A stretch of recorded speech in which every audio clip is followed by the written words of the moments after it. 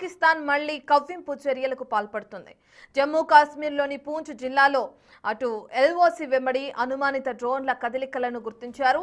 డ్రోన్ల కదలికను గుర్తించిన భద్రతా బలగాలు లైట్ మెషిన్ గన్లతో కాల్పులు జరిపారు. ఇక అనుమానిత డ్రోన్లతో అప్రమత్తమైన భద్రతా బలగాలు సాయంత్రం రాజౌరి జిల్లాలోనూ కనిపించిన డ్రోన్లను కూడా వెతుకులాటలో ఉన్నట్లు కూడా తెలుస్తుంది. కల్కోట్లోని ధర్మసల్ వైపు వెళ్లినట్లు అధికారులు తెలిపారు.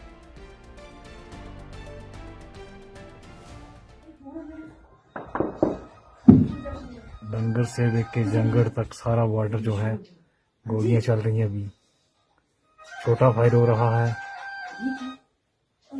ये देखो गोलियां कैसे जा रही हैं, ये देखिए।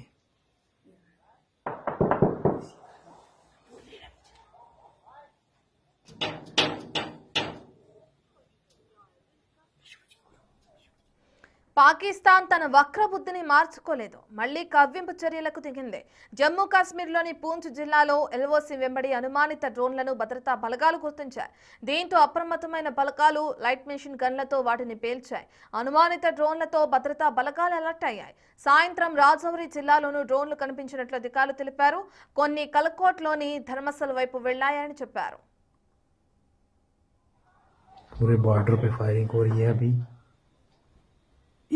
ये देखो कैसे गोलियां जा रही हैं।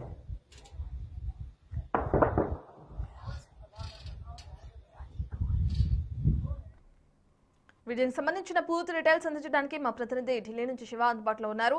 శివ, మనం చూస్తున్నాం డ్రోన్లని ఏ విధంగా అయితే నిర్వీర్యం చేశారో మన భద్రతా బలగాలు, అయితే ఏ సమయానికి ఘటన చోటు చేసుకుంది, మళ్ళీ పాకిస్తాన్ కవ్వింపు చర్యలకు పాల్పడుతుంది అనుకోవచ్చు. అసలు ఆ డ్రోన్స్ అన్ని పాకిస్తాన్ నుంచే వచ్చాయా? ఒకవేళ వస్తే మరి భారత ప్రభుత్వ యంత్రాంగం ఎటువంటి చర్యలు తీసుకునే అవకాశం ఉందనుకోవచ్చు?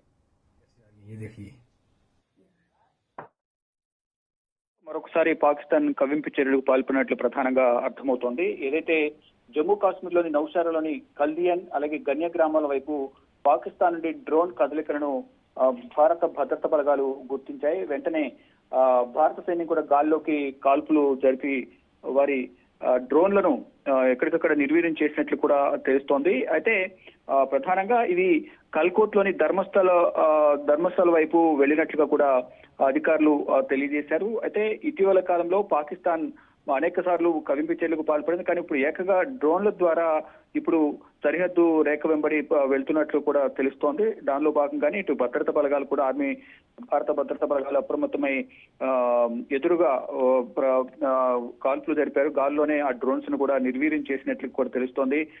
ఎల్ఓసి వెంబడి ఈ అనుమానిత డ్రోన్ల కదలిక అనేది కొనసాగుతోంది. అయితే ఈ డ్రోన్లు పాకిస్తాన్ నుంచి వచ్చాయా, ఇంకా వేరే ఎక్కడి నుంచి వచ్చాయా అనేది కూడా గుర్తించాల్సి ఉంది. కానీ పాకిస్తాన్ సరిహద్దు వెంబడే ఇవి వచ్చినట్లు కూడా తెలుస్తోంది. అయితే మళ్ళీ ఈ కవ్వింపు చర్యలకు పాల్పడుతున్న నేపథ్యంలో ఇటు జమ్మూ కాశ్మీర్లోని పూంచ్ జిల్లా ఏదైతుందో అది పూంచ్ సెక్టార్ లో కూడా గతంలో కూడా దాడులు చేసింది. ఎల్ఓసి వెంబడి ఈ అనుమానిత డ్రోన్ల కదలికలను భద్రతా దళాలు గుర్తించి లైట్ మెషిన్ గన్లతో భారత భద్రతా బలగాలు కూడా కాల్పులు జరిపాయి. ఈ అనుమానిత డ్రోన్లతో భద్రతా బలగాలను కూడా అప్రమత్తమయ్యాయి. అయితే ఈ రోజు సాయంత్రం రజౌరి సెక్టర్ అలాగే జిల్లాలోని ఈ డ్రోన్లు అనేవి కూడా కనిపించినట్లు కూడా తెలుస్తోంది. మొత్తంగా చూసుకుంటే ఈ ఆపరేషన్ సింధూర్ తర్వాత ఏదో ఒక విధంగా భారత్ పైన దెబ్బ కొట్టాలని కూడా పాకిస్తాన్ చూస్తోంది. మరోవైపు ఇటీవల కాలంలో బంగ్లాదేశ్ తో కూడా స్నేహం చేస్తూ స్నేహస్థానం అందిస్తోంది. ఇటు పాకిస్తాన్ బంగ్లాదేశ్ కూడా JF-7 విమానాలు కూడా సరఫరా చేసేందుకు ఇద్దరి మధ్య ఒక అవగాహన కూడా కుదిరినట్టు తెలుస్తుంది. దానికి సంబంధించి ఇటీవల కొంత ప్రచారం కూడా జరిగింది. అంటే ఇటీవల కాలంలో ఇటు బంగ్లాదేశ్ కు భారత్ మధ్య కూడా కొంత విభేదాలు నడుస్తున్నాయి. దానిలో భాగంగానే రెండు శత్రు దేశాలను కూడా ఒక దగ్గర అయ్యి భారత్ పై దాడి చేయాలనేది కూడా ఒక వ్యూహరచన చేసినట్టు తెలుస్తుంది. దానిలో భాగంగా ఇద్దరి మధ్య కూడా రైట్, థ్యాంక్ యూ శివ.